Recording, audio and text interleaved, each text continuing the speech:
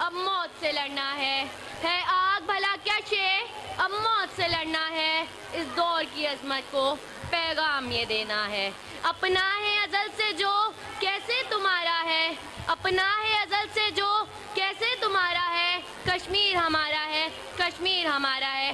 صدر محفل، اس درد بخت روشن کے خوشگوار ماحول میں مجھے ایسے دردناک موضوع پر بولنے کا کہا گیا ہے جس کا درد اور اذیت اس ہنستے بستے ماحول کو افسردہ کر دے گا۔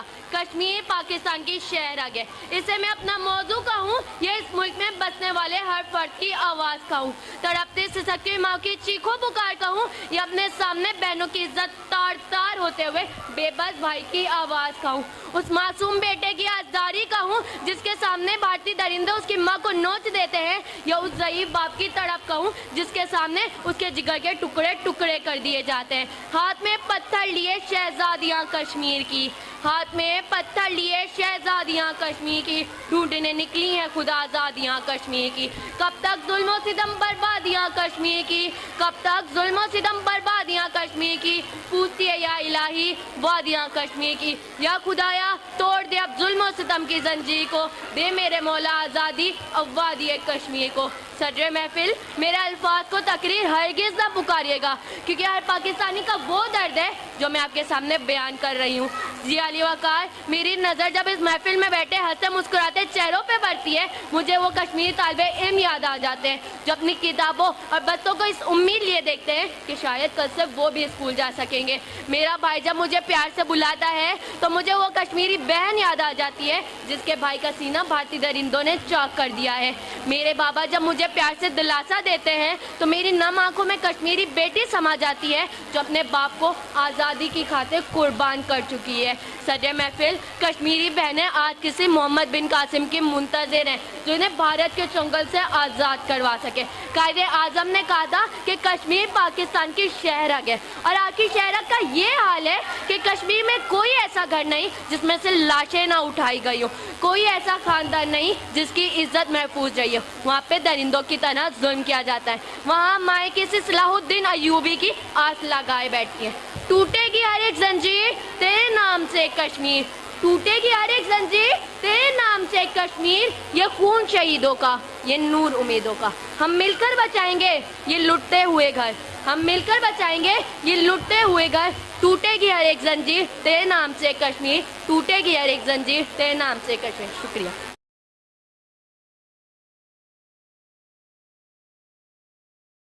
ضیاء علی وقار، یہ جنت نظیر کشمیر ہے، یہاں پر پھول کھلتے ہیں، میں دیکھتی ہوں کہ آسمانوں پر شفق نے رنگ بکھیرا ہے، یہاں مسکراہٹوں کا بسیرا ہے، منظر بدلتا ہے کہ میں دیکھتی ہوں کہ دوسری جانب میرے کشمیر کو سیادوں نے گھیرا ہے، میرا کشمیر بہت اکیلا ہے، کہ یہاں پر ظلم بربریت ہے، کہ یہاں کی درسگاہوں کو مقتل گاہیں بنایا جا رہا ہے۔ میرے کشمیر میں تو ٹھنڈے پانی کی ندیاں بہتی تھیں، اب خون کی نہریں بہتی ہیں، کہ میرے سامنے ایک جنازہ ہے اور اس جنازے سے لپٹی ہوئی اس کی ماں، اس کی بہن، اس کی بیٹی، اس کی بیوی ہے جو رو رو کر یہ پکار رہی ہے کہ یا خدا یہ جنازہ کون اٹھائے گا، یہ جنازہ کون اٹھائے گا۔ تو اسی ظلم کی گھٹاؤں سے ایک کرن پھوٹتی ہے کہ نوجوان سبز ہلالی پرچم تھامے لا الہ الا اللہ کی صدائیں بلند کرتے ہیں، کیونکہ ہے یہ ان کا مان کہ کشمیر بنے گا پاکستان، کیونکہ ظلم پھر ظلم ہے، بڑھتا ہے تو مٹ جاتا ہے، بڑھتا ہے تو مٹ جاتا ہے۔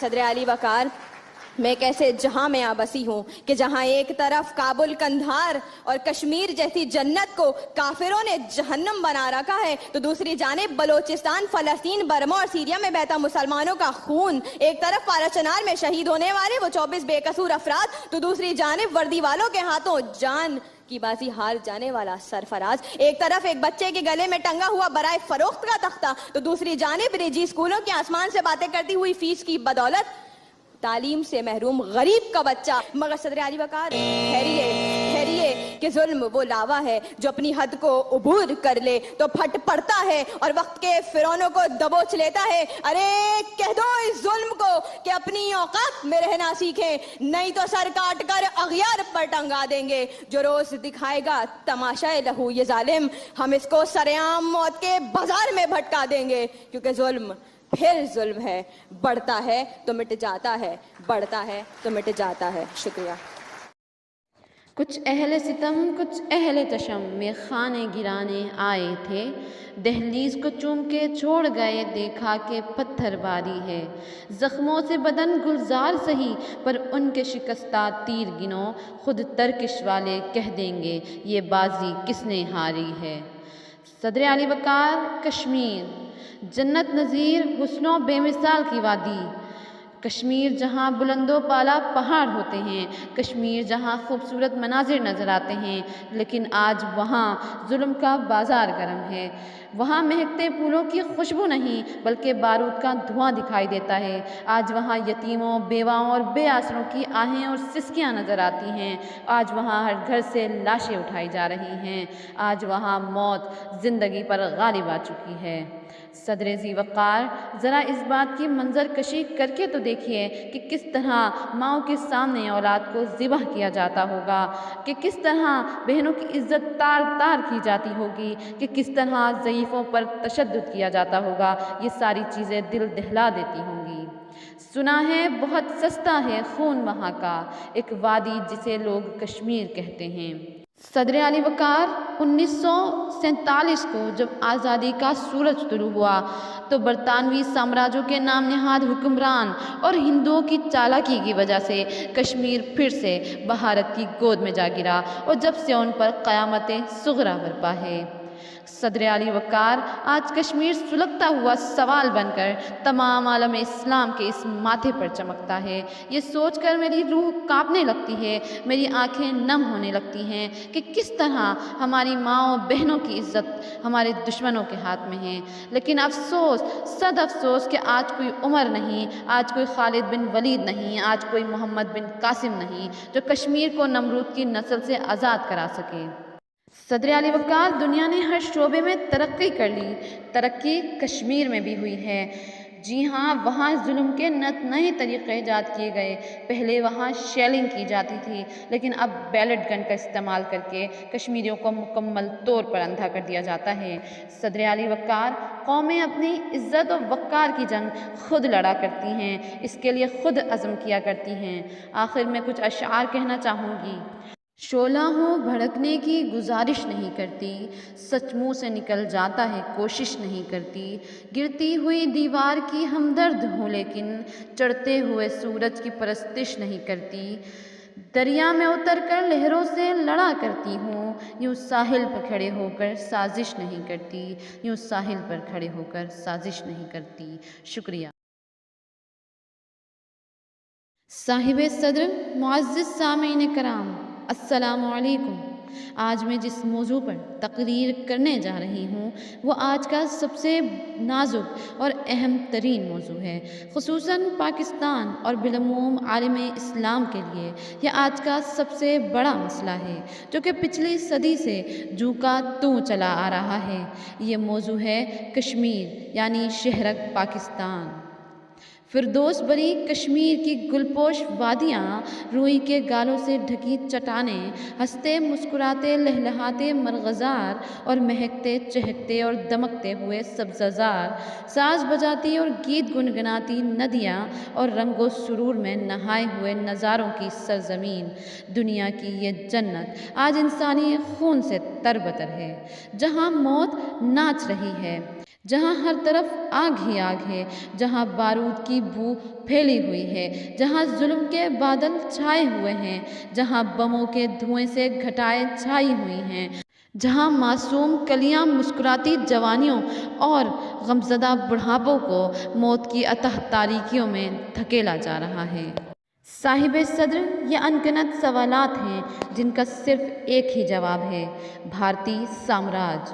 کفر کی چادر میں لپٹا ہوا یہ بھارتی سامراج ہے جس نے وادی رنگ و نور کو وادی لہو رنگ میں تبدیل کر دیا ہے، مظلوم انسانوں کے قہقہوں کو اذیتناک کراہوں میں تبدیل کر دیا ہے، پائل کی چھن چھن کو ظلم کی زنجیروں میں جکڑ دیا ہے۔ یہ جنت نظیر وادی جہاں کبھی پھول مہکتے تھے، فضاؤں میں ابر پارے رقص کرتے تھے اور نرم ہواؤں کا گزر تھا، آج وہاں تاریکی اور سناٹا چھایا ہوا ہے۔ 1 کروڑ کشمیریوں پر انگارے برسائے جا رہے ہیں، سنگین کی نوک سے ان کے سینے چھلنی کیے جا رہے ہیں، ان کے ہنستے بستے گھروں کو راکھ کے ڈھیر میں تبدیل کیا جا رہا ہے۔ ایسا کیوں ہے؟ ایسا کیوں ہے؟ صرف اس لیے کہ یہ مظلوم کشمیری بھارتی سامراج سے اپنا حق مانگتے ہیں، آزادی مانگتے ہیں، اپنی تقدیر کا فیصلہ خود کرنا چاہتے ہیں۔ لیکن بھارتی سامراج یہ نہیں چاہتا اور اپنی مذموم خواہشات کی تکمیل کے لیے اس نے کشمیر میں موت کا بازار گرم کر رکھا ہے۔ میرے ہم وطنوں، ہم سب بخوبی جانتے ہیں کہ پاکستان اور کشمیر ایک ہیں، ان کی ثقافت ایک ہے، تہذیب و تمدن یکساں ہے، مذہب ایک ہے اور سب سے بڑھ کر جغرافیہ ایک ہے، اور یہ حقیقت روزے روشن کی طرح بھارتی سامراج پر بھی واضح ہے۔ جناب والا، اس دور میں جنگ خالی ہاتھوں سے لڑی نہیں جا سکتی۔ اگر دشمن کے پاس بندوق ہے تو ہم بندوق نہیں مانگتے، ہم کہتے ہیں ہمارے پاس ایک لاٹھی ہی ہو جس سے دشمن کا سر پھوڑ کر اس کے ناپاک خون کو اس کے جسم سے الگ کر دیا جائے۔ جب اس لاٹھی کی ضرب میں ایمان کی قوت بھی جمع ہو جائے گی تو یہ بندوق کی گولی سے زیادہ کارگر ثابت ہوگی۔ کافر ہے تو شمشیر پہ کرتا ہے بھروسہ، کافر ہے تو شمشیر پر کرتا ہے بھروسہ، مومن ہے تو بے دیغ بھی لڑتا ہے سپاہی۔ اقبال کے شعر کی صداقت میں کچھ شبہ نہیں، وہ بھارتی کافر ہیں جنہیں صرف اور صرف اپنی طاقت، اپنے اسلحے پر ناز ہے۔ تاریخ گواہ ہے، فطری طور پر ہندو ایک بزدل قوم ہے اور پیٹھ پیچھے چھرا گھونپنے میں بھی شہرت رکھتی ہے۔ کشمیر کا بے دیغ سپاہی کافر سے لڑ تو رہا ہے لیکن کافر کی شمشیر جدید اسلحے میں تبدیل ہو چکی ہے، اور ضروری ہے کہ اس جدید اسلحے کا مقابلہ کرنے کے لیے مسلمان کے پاس کچھ نہ کچھ ضرور ہونا چاہیے۔ مجھے یقین ہے آج اگر کشمیریوں کو تھوڑا بہت ضروری اسلحہ بھی فراہم ہو جائے تو وہ بھارتی سامراج کو ذلت آمیز انداز میں وادی چھوڑنے پر مجبور کر دیں گے۔ دوستو، مل کر نعرہ لگاؤ، لے کر رہیں گے آزادی، ہو کر رہے گا کشمیر آزاد۔ والسلام، شکریہ۔